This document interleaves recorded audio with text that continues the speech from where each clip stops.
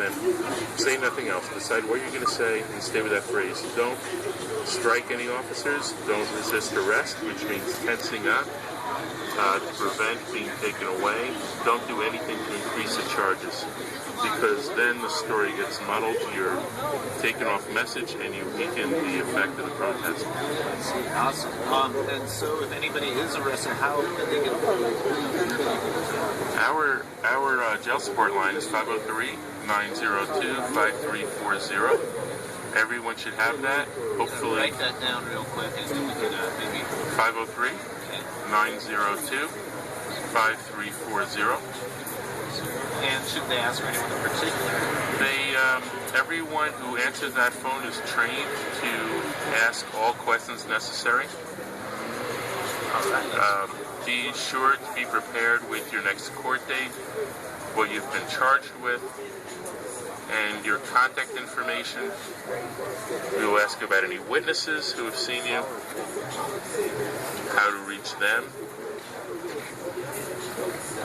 and we'll do anything we can to help you. We've had people personing that phone line since October 6th, the very first day, and we have been doing that 24/7. Excellent. That is really, really helpful, because I'm a little bit nervous about what might go on Saturday night. Yeah, it'll be interesting. We're going to try to be across the street and just try to cover it at any rate. But so what do you believe is going to happen after they're out of jail and out of the cuffs and all of that? What's the next step for the people who are committed to that point where they're willing to be arrested? Well, they will have a choice. Are they going to the DA's office? It's not like having protesters in jury trials, so they will make it very easy for people to drop their cases and move on with life. That's going to be up to them. And they also will have the option to fight to the end. We will have lawyers. Will we have far fewer lawyers than we need? I guarantee it. Yeah. We're already overwhelmed with people who've been arrested already, but we're going to do the best we can, and we will have lawyers at least helping some of those people, and it's a way for legal advice to filter through to an entire group, even if not everybody has a lawyer. So they're going to have help to some extent. We just do the best we can. This is true democracy and the system working. Yeah, there are some lawyers who have now signed up for have three clients already.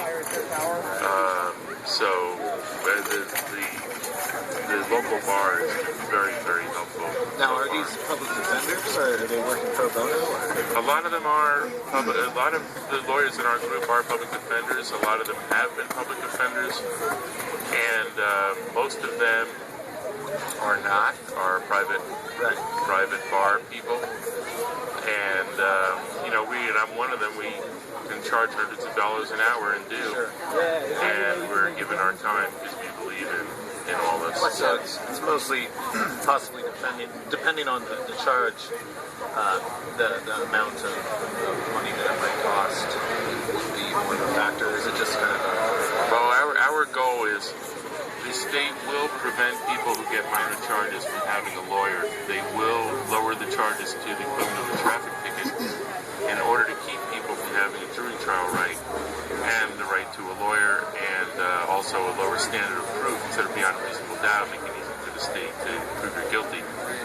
And we don't like that, having people left alone in court to face legally trained DAs. So what we do is we give them the right to, we give them lawyers so they can actually fight and make the DA suffer for their trouble in prosecuting it, and just to make the DA's office as miserable as possible. That's our goal. Absolutely, yeah. And make them suffer in the process. And by suffering, I mean losing these cases, which when they're handed on their desk, there's no excuse for losing, but they do tend to lose these cases, and we do tend to win. Right, so almost better to take it to jury in the situation as far as protesting or speaking than to take a plea bargain, do you think? I believe it's an individual's decision. With Iraq, we had 175 people and all but about 45 of them took pleas, and I believe that those people were 100% correct in doing that. The people who went on, we didn't have under 75 lawyers, not even close to it, but the people who went on and fought, we support them too. Right. The fact is, it's going to be every individual's choice, and I don't believe in, I think, my perspective, and I'm not in that role, I'm not planning on being arrested, but I think every individual needs to look within themselves and decide how do they want to spend the next 6 months. If you would like going back to court again and again, you like dealing with people in suits, so be it. But if you're not really into that and where you're on with your life, please do. Right, absolutely. Well, I really want to thank you for what you're doing here. Thank you. Thanks for having us. Excellent. Yeah, Excellent. There's been so much this polarization between us and them, and those Occupy. I was just at the World Trade Center today doing business over there. Of course, somebody laid a cocktail over there, a Molotov cocktail, and he was arrested and so on. Well, heck, he's been out here roaming around doing this anyway. But it's just, but of course, when I'm over there with the suits today, the consensus was those occupiers, see what they've done? They've spilled out over into our World Trade Center stairs, escalators. And of course, because I broadcast over there, I said, excuse me, I have another statement here, So it's that we just making sure the clarity, or making sure the conversation continues. It's very, very important to make sure the conversation continues as to the real purpose of this. I am absolutely astounded at the so-called regular people that they're scared to death to come in here. They're scared to death to come near the tents. They're scared to death of the whole thing. And I'm telling you, I'm 70 for God's sakes. I'm a handicapped woman. I've got a buggy over here. I've been an activist for 30 years. I'm 70 for God's sake. When I was 16, we were demonstrating against Vietnam and all that. Well, here's the deal. Excuse me, but if you just go in there, you would get the vibes. You would understand. Well, what is that Occupy about? The tents scare the Bee Gees out of these people, but they're not willing enough to come in and check it out for themselves. And so it's that business of being able to continue to go out there and say no. They don't even understand what this is about. So what? My gosh, what? People bring in their own poison. Obviously, those people do. Yeah. We've had this occupation out here since October 6th, been available to them, free food. I come in, it's kind of until today, more or less, despite all my efforts, anonymously. Yeah. If I come in wearing a suit like this, today people recognize me because of the pressure, but yesterday I come in, and people go out of their way to be nice to me if I'm wearing a suit. They don't know. If I'm wearing my normal clothing, my normal rags, then they go, you fit right in. Yeah. But when I wear a suit, I've noticed people go out of their way. What do you think of this? What is your impression? It's hilarious. Yes, it is. They don't know. And I say, I love it. They don't know who I am. This is democracy in action. And so can I ask, you mean to tell me that we thought we were in a democracy, and why is this so startling? This is democracy in action. Why is it so startling? Oh, so that means we don't have democracy? Hello? What hits, the way you asked that, I think of Noam Chomsky's book, Manufacturing Consent, that came out around 1990. Yeah.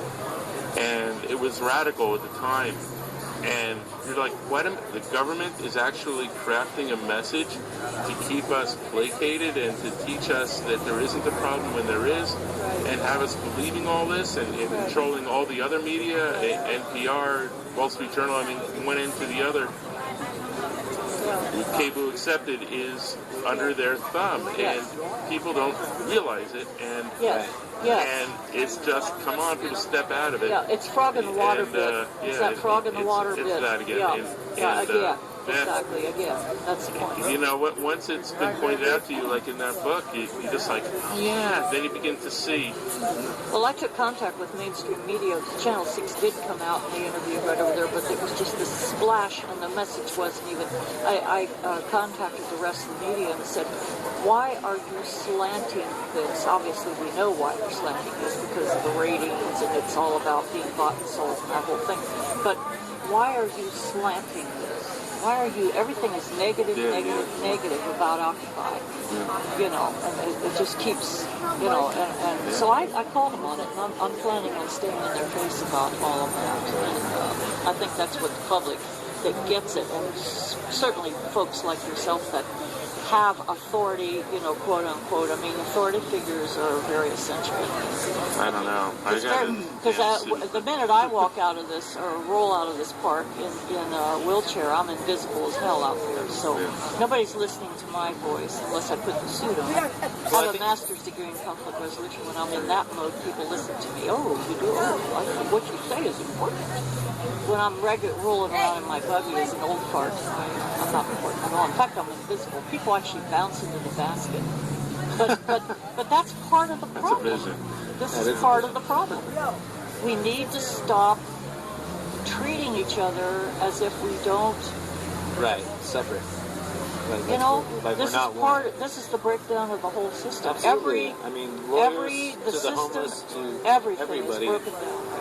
Right. This is what Occupy is about. It's wake up, people. Wake up, wake up, wake up, wake up. And that's my. I think it's extremely important also, Stu, that people know that there is, you know, a legal safety net.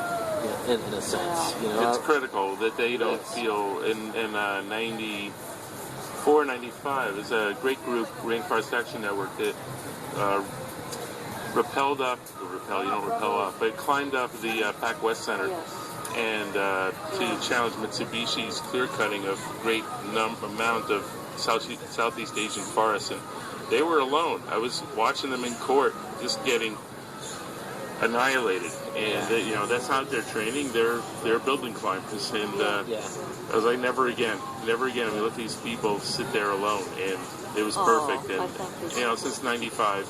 Awesome. So you got the consciousness. Something hit you and hit your heart. Well, I was already. You know.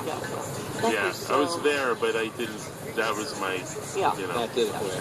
That was what got me into this world, anyway. Thank you so much. Yeah, but it's really critical, like you were saying, to them to know that the action continues if they choose for it to continue, and if we have lawyers available, which we, you know, to a large extent we won't in the future. Right. But to the extent we do, we'll be there for people, and we'll be there to help people, so they aren't abandoned in a strange world, in a courtroom that they aren't prepared for. Yeah, extremely frightening for most people. Right.